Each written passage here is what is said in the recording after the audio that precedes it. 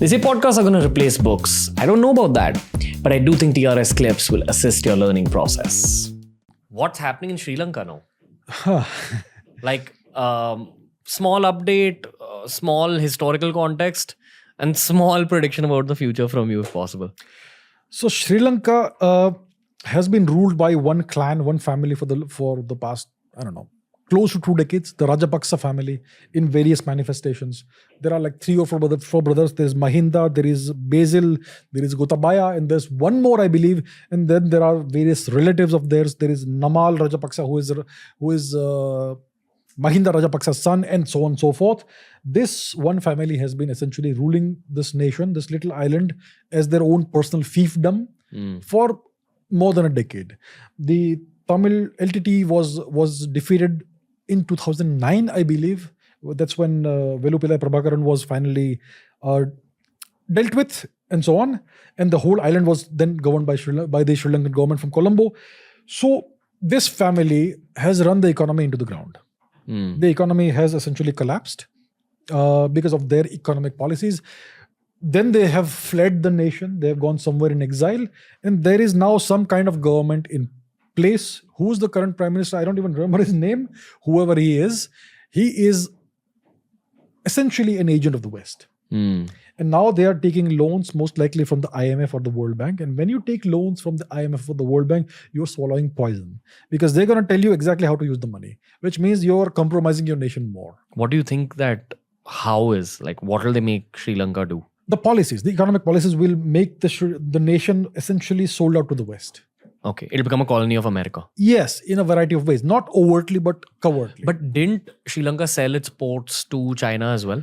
Yes, they did indulge in this diplomacy with China, the debt trap diplomacy. So what the Chinese do is that they buy out dictators. The Rajapaksas were essentially a dictatorial family. So what they do is they will give the dictator a big, massive, hefty sum of money, which actually is small in the big perspective. In exchange for that, they will take a Chinese loan which has oppressive repayment terms, which typically the country cannot afford to repay. And when you can't repay it, the other term will be that you have to give away that land on a 99-year lease, or essentially outright in exchange for the loan to China. So that's how the Chinese were able to acquire the Hambantota port, which they currently operate. So that is the standard classic debt trap diplomacy that the Chinese employ in various parts of the world, third world, African nations, and also in Sri Lanka. So a small part of Sri Lanka is now controlled by the Chinese, the Hambantota port in the south of the country. And of course, the Sri Lankans are now taking loans from the IMF. They must have done that in the past as well. Every time you take a loan, a small amount of your sovereignty is sold to the West. That's what happens. What is sovereignty? Sovereignty means your control over the country. Freedom. The freedom, yes.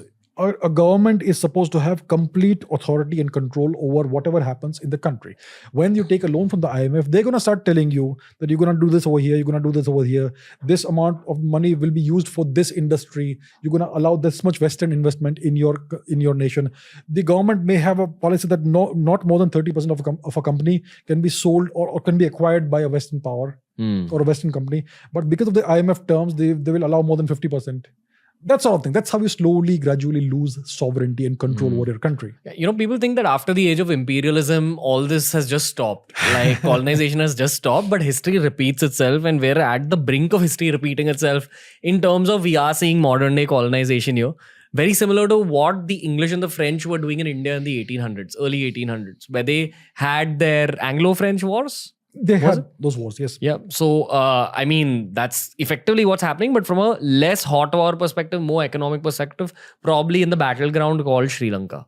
What's the future of this country now, according to you? The country is not facing a very good future. I do not see a lot of economic growth and development in the country.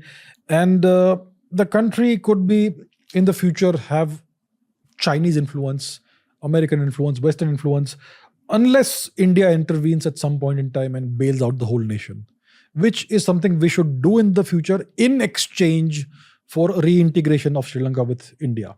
Because Sri Lanka and India, we are the same people, the same culture, the same history, same everything. Right? So in the future, that could be on the cards. I think the Sri Lankan people would be happy to see that. Maybe we should leave it to the people of Sri Lanka. We should give them the offer that we are offering you this in exchange for that. And it's up to them to choose to be in servitude to the West and to China, or maybe reintegrated with India. That's something that could happen in the next, a long-term future, maybe 20 years or so. But the near-term future, Sri Lanka doesn't have a very good future. It's not going to do well economically.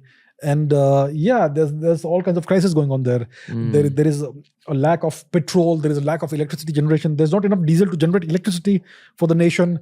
There's a food grains crisis. They adopted organic agriculture. They did away with pesticides on the recommendation of some Indian lady. I forget her name. Thankfully, I don't know how to name her here. Anyhow, she recommended that Sri Lanka should go completely organic, do away with pesticides and with fertilizers and all that. And because of that, the agricultural output plummeted and crashed. And now they have to import basic foodstuffs from other countries. India has been helping Sri Lanka with that. India has offered more than $1 billion worth of credit to Sri Lanka, but it's still not enough. So eventually somebody's going to have to bail them out. Do you watch cricket? I do. Okay, recently we had the Asia Cup. Yes. Sri Lanka won it. Good for them. Yeah. I'm glad to see that. There was a meme circulating before the Asia Cup that why is this cup named Asia Cup and not Akhand Bharat Cup? Why do you tell the international listeners what Akhand Bharat means? Akhand Bharat means the united subcontinent, which India has been from time to time during various empires, during the Mauryan Empire, during the Kushan Empire, during the Gupta Empire, during the Karkota Empire. From time to time, India has been united, the entire subcontinent. So yeah, that is what we mean by Akhand Bharat, the unified subcontinent, which the way it should be, and it will be again, maybe in the future. So that's what it is. That's Akhand Bharat. Brutal truth is borders keep changing from a historical perspective. Absolutely. Borders are never constant. Borders keep changing. Yeah. That's the story of history. They always keep changing, and they will change in the future. Yeah. If anyone's ever kind of got spectacles in their life, if their eyes have developed myopia, what basically happens is you're able to see things nearby and you can't see things far away that clearly.